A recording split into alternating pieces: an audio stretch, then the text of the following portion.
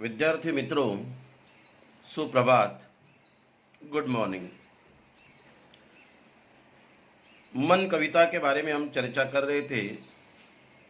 मन कविता जो पूरक पठन के तौर पर विकास परिहार इन्होंने लिखी है, उसका पहला पार्ट, पहला हिस्सा हमने देखा है।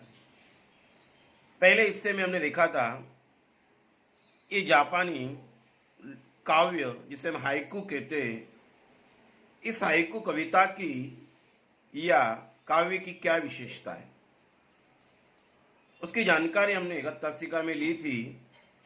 साथ में हाइकू क्रमांक 1, 2, 3, 4 और 5 हमने पूर्ण किए थे।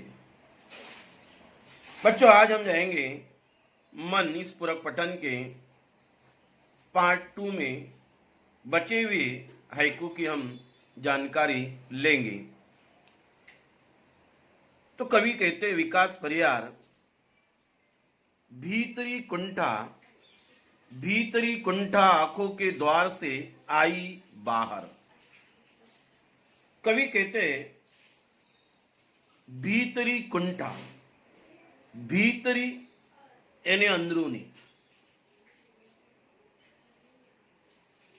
कुंठा हमारे मन में होने वाला जो दर्द है, आंखों के द्वार से, द्वार यानी दरवाजा, आंखें यानी नेत्र, आई बाहर।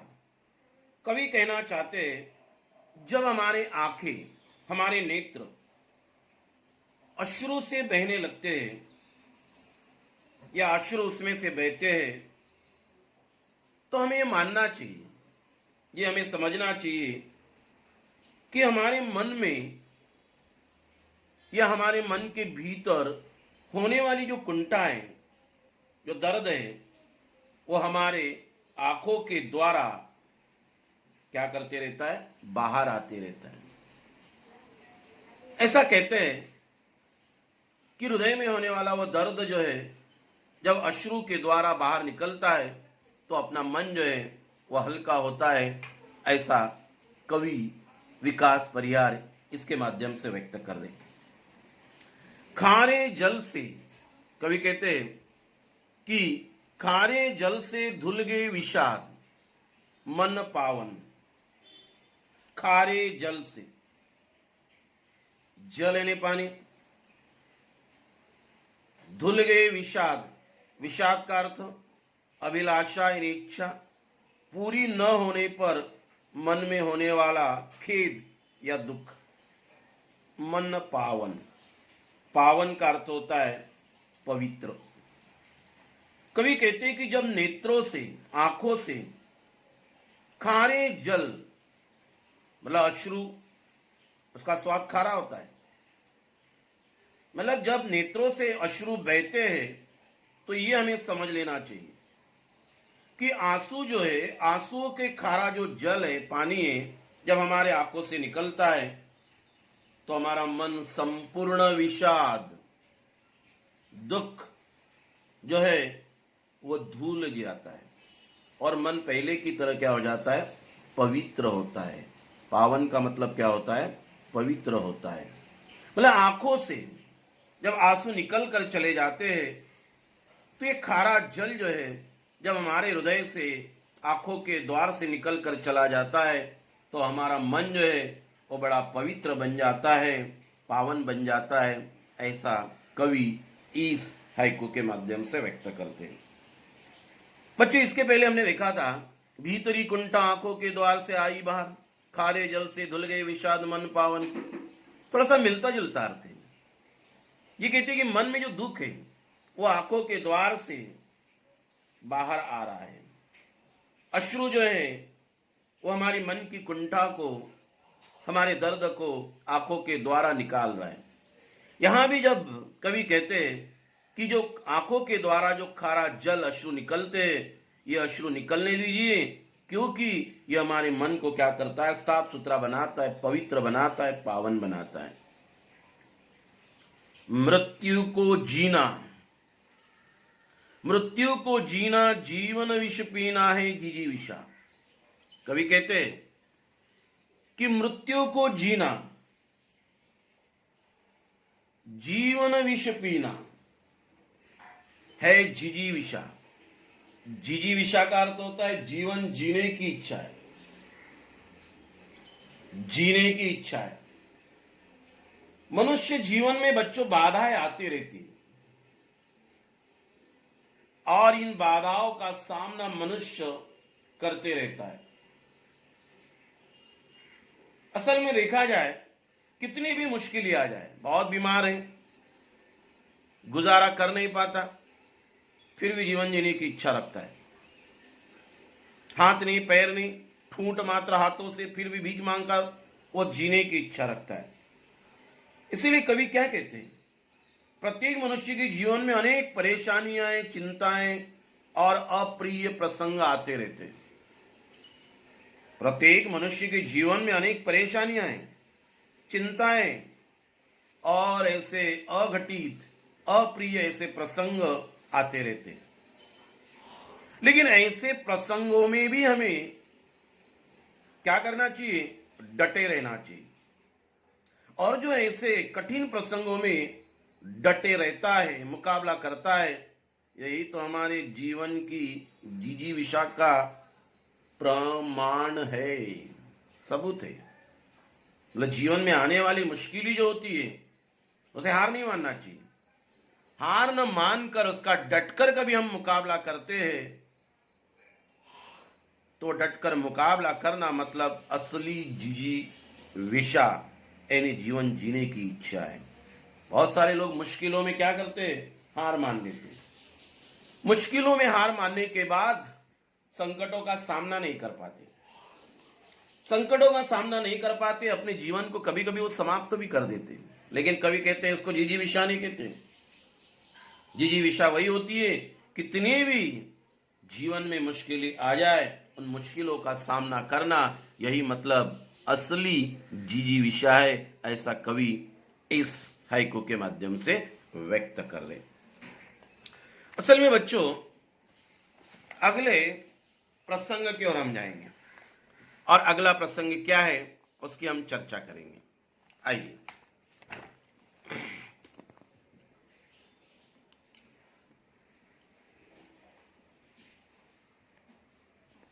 मन की पीड़ा, छाई बन बादल बरसी आंखें। कवि क्या कहते हैं, मन की पीड़ा, छाई बन बादल बरसी आंखें। पीड़ा यानी दर्द। पीड़ा का मतलब क्या होता है, दर्द। छाई बन बादल बरसी आंखें। जब आकाश में बादल बहुत घने होते हैं, जब आकाश में बादल बहुत घने होते हैं तभी वर्षा होती है। आकाश में काले घनघोर ऐसे बादल हो गए तभी तो क्या होती है, वर्षा होती है। उसी प्रकार मन में जब पीड़ा, पीड़ा मतलब वही दर्द, पीड़ा का मतलब क्या होता है, दर्द। जब मन में बहुत ही पीड़ा होती है, गहरी हो जाती है, तो वो बादल बनकर आंसुओं के रूप में बरसने लगती है। बच्चों, आपको ये समझ में आया होगा, तुलना की उन्होंने। कैसे, जैसे आकाश में बहुत ही ऐसे घने काले बादल होते हैं तो बारिश होना निश्चित है। उसी प्रकार से मन में ज्यादा गहरी पीड़ा हो, दर्द हो, तो वो भी बादल बनकर यानी अश्रु बनकर हमारे आंखों के माध्यम से क्या करने लगती है, बरसने लगती है।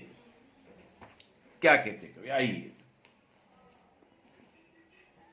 चलती 7 पटरिया रेल की फिर भी मौन। कवि कहते हैं चलती 7, क्या करिए, चलती 7 पटरियां रेल की, फिर भी मौन। मौन मतलब खामोश।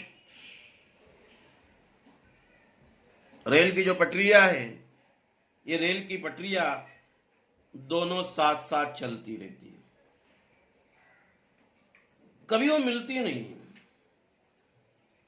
ये रेल की पटरियां अनंत काल से साथ चल रही है, परंतु वे सदा हमेशा मौन रहती है, एक दूसरे से कभी बात नहीं करती है। बच्चे, दोनों पटरियों का बड़ा महत्वपूर्ण स्थान है। जैसे सुख दुख का स्थान होता है, नदी के दोनों तीर किनारों का स्थान होता है, उसी प्रकार से कवि कहते कि ये रेल की दोनों पटरियां अनंत काल से चल रही है, लेकिन दोनों कभी वो मिलती नहीं है, साथ साथ चलती है। दोनों का महत्व होता है। उसी प्रकार से हमारे जीवन में सुख का भी महत्व होता है, दुख का भी महत्व होता है। दोनों एक दूसरे से कभी मिलते नहीं है, लेकिन दोनों का जीवन में महत्व होता है। ये बात इन्होंने इसके माध्यम से व्यक्त की हुई है। सितारे छिपे, बादलों की ओट में सुना आकाश। सितारे तारे छिपे, बादलों की ओट में। ओट का मतलब होता है आड़ में, बादलों के पीछे सुना आकाश। बच्चों, आकाश यानी गगन, ये सुंदर दिखाई देता है। क्यों सुंदर दिखाई देता है? क्योंकि सितारे तारे उसका श्रृंगार है। ये तारे जब आकाश में चमकते रहते तो आकाश बड़ा सुंदर लगता है। वे आकाश की शोभा बढ़ाते, सितारे तारे। जैसे कि सितारे बादलों की ओट में छिप जाते, बादलों की आड़ में छिप जाते, तो आकाश सुना हो जाता है। आकाश में तारे दिखाई देते तो आकाश सुंदर, उसकी ओट में, उसके आड़ में ये सितारे छिप जाते तो आकाश सुना सुना लग जाता है। मानो उसकी सुंदरता बढ़ाने का काम जो है, ये कौन करते हैं? तारे करते। कौन करते? तारे करते। दिखाई देते तो आकाश सुंदर, उसकी आड़ में छिप जाते तो आकाश सुना सुना लगता है। ठीक इसी प्रकार कुछ लोग हमारे जीवन में अत्यंत महत्वपूर्ण होते। कवि को क्या बताना है? जिस तरह से आकाश में तारे दिखाई देते तो आकाश बड़ा सुंदर लगता है, आकाश में तारे छिप जाते उसकी ओट में, उसके आड़ में, तो आकाश सुनसान लगता है, सुना सुना लगता है। उसी प्रकार कुछ लोग हमारे जीवन में अत्यंत महत्वपूर्ण होते। उनके चले जाने पर या विमुख हो जाने पर मानो हमारा जीवन निरर्थक हो जाता है। कवि क्या कहते?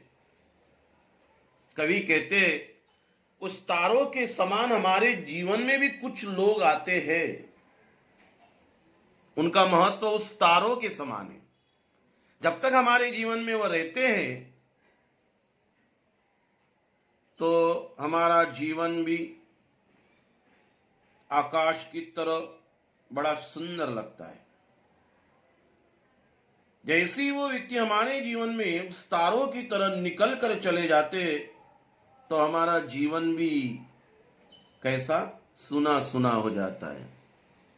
मतलब कुछ लोग हमारे जीवन में आते तो उसका महत्व हमारे जीवन में कितना होता है, ये बात इन्होंने तारों के माध्यम से इस हाइकू के द्वारा व्यक्त की हुई है। आइए, तुमने दिए जिन गीतों को स्वर हुए अमर। कवि क्या कहते? कवि ने कवि या साहित्यिक लोगों के लिए ये हाइकू लिखा हुआ है। तुमने दिए जिन गीतों को स्वर हुए अमर। कवि के अंदर अनोखी सामर्थ्य शक्ति है। ये अनोखा सामर्थ्य वह जिन गीतों को स्वर देता है वह अमर हो जाते हैं। इसी प्रकार कवि अपने रचनाओं के द्वारा समाज परिवर्तन लाने की कोशिश कर रहा है। तुमने दिए जिन गीतों को स्वर वो आज अमर हो चुके। बच्चों, मुझे कहना है समाज में जो चलता है, समाज में जो घटित हो रहा है, उसको दिखाने का काम साहित्यिक करते हैं। मैं ये कहूंगा साहित्य समाज का दर्पण होता है, आईना होता है। और ये साहित्य क्या करता है? समाज में घटित होने वाले प्रसंग को अपने साहित्य के माध्यम से व्यक्त करता है। मतलब मैं ये कहूंगा समाज में परिवर्तन लाने का कार्य साहित्यिक लोग भी करते हैं। तो यहां भी उन्होंने वही बात व्यक्त की है। कवि कहते हैं कि उन कवियों के अंदर अनोखे ऐसे सामर्थ्य शक्ति होती है, वह जिन गीतों को स्वर देता है वह तो अमर हो जाते। कवि अपने रचनाओं के द्वारा समाज में परिवर्तन ला सकता है। समाज में परिवर्तन लाने की ताकत, शक्ति जो है वह साहित्य के माध्यम से कवि कर सकता है। ये बात इन्होंने इसके द्वारा व्यक्त की हुई। आइए आगे। सागर में ही रहकर मछली प्यासी ही रही। सागर यानी समुद्र। सागर में भी रहकर मछली प्यासी रही। सागर में अथाह ढेर सारी जल राशि होती है, बहुत सारा पानी, परंतु वो खारा होने के कारण, अथाह होने पर भी वो जल राशि, वो पानी पीने योग्य नहीं होता। सागर के पास बहुत पानी है लेकिन उसका कोई उपयोग नहीं। इतना सारा पानी खारा होने के कारण वो पीने योग्य नहीं होता है। उसी प्रकार कोई व्यक्ति कितना भी बड़ा धनवान क्यों न हो, यदि वह किसी जरूरतमंद के काम नहीं आ सकता तो उसका धनवान होना, उसका बड़प्पन होना बड़ा व्यर्थ है, बेकार है। इतने सारे पानी का उपयोग पीने के लिए नहीं हो सकता, उसके अंदर होने वाली मछलियां प्यासी की प्यासी रह जाती है, वो खारा जल पी नहीं सकती। सागर के पास इतना ढेर सारा पानी है। उसी प्रकार समाज में एक आदि व्यक्ति होगा, उस व्यक्ति के पास ढेर सारा धन है, बड़ा वह धनवान है, लेकिन जिस तरह से समुद्र का पानी पीने के लिए उपयोग में नहीं आता, दूसरों के फायदे के लिए उपयोग में नहीं आता, उसी प्रकार से एक आदि धनवान व्यक्ति अपने धन का उपयोग दूसरों के लिए, जरूरतमंदों के लिए काम नहीं आ सकता, जरूरतमंदों के उपयोग के लिए वह खर्च नहीं कर पाता, तो उसके धन का क्या अर्थ है? उसके बड़प्पन का क्या अर्थ है? वह तो सब व्यर्थ है। इसी से वह छोटा सा नाला अच्छा है, उसमें गंदा पानी होता है, फिर भी उस गंदे पानी में रहकर जो कीड़े होते वह गंदा पानी पीकर अपना गुजारा करते। गंदे नाले में वो इतना पानी नहीं होता, साफ सुथरा पानी नहीं होता, ज्यादा पैमाने पर नहीं होता, लेकिन जो होता है वह उन कीड़ों के उपयोग में आता है। उसके मुकाबले में हम देखेंगे इतनी ढेर सारी जल राशि, लेकिन वह व्यर्थ है, बेकार है, क्योंकि दूसरों के उपयोग में नहीं आ रही है। और जो दूसरों के उपयोग में नहीं आती है उसका अर्थ ही क्या है? वो तो क्या है? व्यर्थ है। ऐसा कवि जो है इसके माध्यम से व्यक्त कर रहे। तो बच्चों, करीबन ये पूरक पठन जिसका स्पष्टीकरण हमने देखा है, और ये स्पष्टीकरण क्या है इसकी चर्चा हमने यहां की है। बच्चों, यहां संज्ञान दिया गया है मछली। मछली क्या है? प्यासी। गीतों के स्वर क्या है? अमर।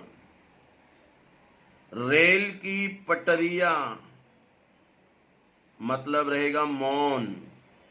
आकाश क्या रहेगा? सुना। परिणाम लिखिए, सितारों का छिपना, सुना आकाश। सितारे छिप जाते तो आकाश कैसे बन जाता है? सुना बन जाता है। तुम्हारा गीतों को स्वर देना मतलब गीतों का अमर होना। किसका अमर होना? गीतों का अमर होना। सरल अर्थ लिखिए, मन की क्या है वो पूरा? मन की पीड़ा छाई बन बादल बरसी आंखें। आकाश में बादल जब उमड़ने लगते, ज्यादा पैमाने पर होते तो बरस जाते। उसी तरह से मन में की पीड़ा ज्यादा गहरी हो जाती है तो वो क्या हो जाते? आंखों के माध्यम से बरसने लगती है। ये मतलब उसका स्पष्टीकरण हो चुका है। उसके बाद कभी हम चर्चा करेंगे। तो ये पेज नंबर 17 पे दिया हुआ है, निम्नलिखित हाइकू द्वारा मिलने वाला संदेश करते जाओ, पाने की मत सोचो जीवन सारा। मैं उसका अर्थ स्पष्टीकरण कर रहा हूं बच्चों। हमें जीवन भर काम करते रहना है, काम करते रहना चाहिए। यह नहीं सोचना चाहिए कि हमें क्या प्राप्त होगा। कर्म करते रहिए, फल की चिंता मत कीजिए, फल अपने आप मिलते रहेगा। भीतरी कुंठा नयनों के द्वार से आई बाहर। जो मन की जो कुंठा है, पीड़ा है, जब आंखों से आंसू बरसते हैं तो ये मानना कि मन की कुंठा नयन रूपी द्वार से, आंखों के दरवाजे से क्या हो जाती है? बाहर आ जाती है। ज्यादा मन जब आंखों से आंसू बरसने लगते तो समझ लीजिए अपने मन का जो दर्द है, पीड़ा है, वो अपने आंखों रूपी दरवाजे से क्या आ रहा है? बाहर आ रहा है। उसके बाद यह हाइकू में प्रयुक्त महीना और उसकी ऋतु, फागुन ये महीना आ चुका है। वसंत ऋतु है ना। नंबर 3 उत्तर लिखे, मझधार में डोले जीवन नैया, छिपे हुए सितारे, धुल गए विषाद, अमर हुए गीतों के स्वर, अमर हुए गीतों के स्वर। निम्नलिखित काव्य पंक्तियों का केंद्रीय भाव स्पष्ट कीजिए। आपको इसका अर्थ स्पष्ट करना है बच्चों। क्या कहना चाहते कवि? चलती 7 पटरियां रेल की फिर भी मौन। मैंने इसका अर्थ स्पष्ट किया था।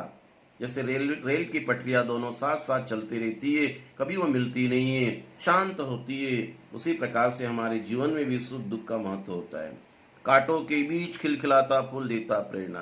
कांटों में रहने के बावजूद भी ये फूल जो है, सब कुछ सहने के बावजूद भी वो हमें खिलखिलाता हुआ नजर आता है। उसी प्रकार से हमारे जीवन में कितनी भी मुश्किलें क्यों ना आती है, उसमें हमने हार नहीं मानना चाहिए, बल्कि दुगने साहस के साथ, हिम्मत के साथ, हमेशा चहकते हुए उसका हमने क्या करना चाहिए? मुकाबला करना चाहिए।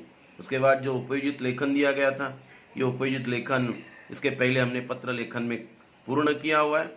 बच्चों, उम्मीद कर रहा हूँ कि आपको ये समझ में आया होगा, और ये आपको अपने पुराने कोई नोटबुक में होमवर्क आपको करना है। ये होमवर्क करने के बाद मेरे आपको क्या करना है? बताना है। आज के लिए इतना ही काफ़ी। घर में रहिए, सुरक्षित रहिए, कोई शंका है तो अवश्य मुझसे संपर्क कीजिए। हर शंका का आपका समाधान करने की कोशिश की जाएगी। धन्यवाद।